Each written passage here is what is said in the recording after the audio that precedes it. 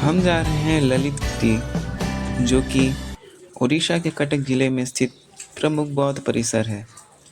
तो चलिए चलते हैं। ललित गिरी, जिसे नीलित गिरी भी कहा जाता है, उड़ीसा के प्राचीनतम बौद्ध स्थलों में से एक है।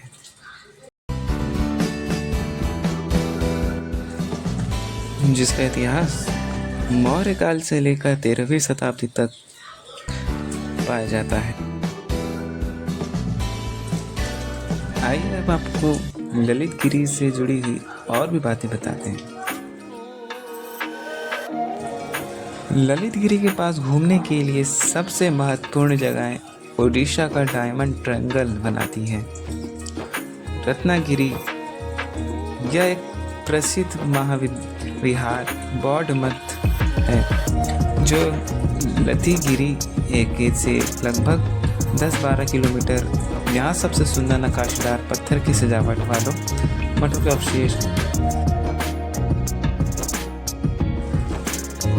उदयगिरी, यह 3 बौद्ध स्थलों में से सबसे बड़ा है, जो रत्नगिरी के पास स्थित है। यहाँ माधवपुरा महाविहार के अवशेष, कई स्तूप और एक सीढ़ीनुमा चट्टान कट कुआं, रॉक कट स्टेप्ड वेल देखने के लायक है।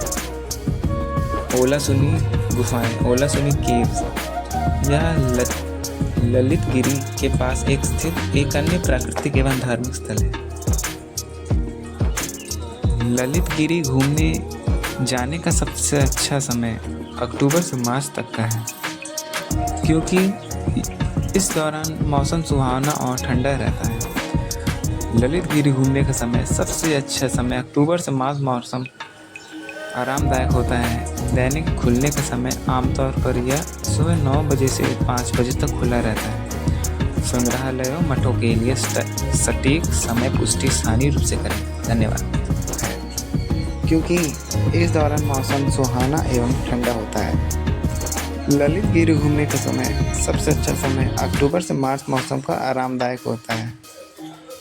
दैनिक खुलने का समय आमतौर पर सुबह 9 बजे से शाम 5 बजे तक खुलता है। संग्रहालय एवं मठों के लिए सटीक समय पुष्टि स्थानीय रूप से करें।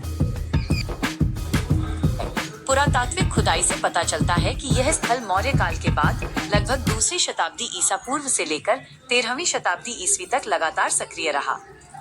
बौद्ध धर्म के चरण, इस लंबी अवधि में ये स्थल बौद्ध धर्म के तीनों प्रमुख चरणों हीनयान, महायान और बाद में वज्रयान के अभ्यास का केंद्र रहा। नामकरण, यहाँ से मिली एक टेराकोटा मुहर पर इसका आधिकारिक नाम श्री चंद्रादित्य विहार समग्र आर्य भिक्षु संघस्य अंकित है। 2. Diamond triangle.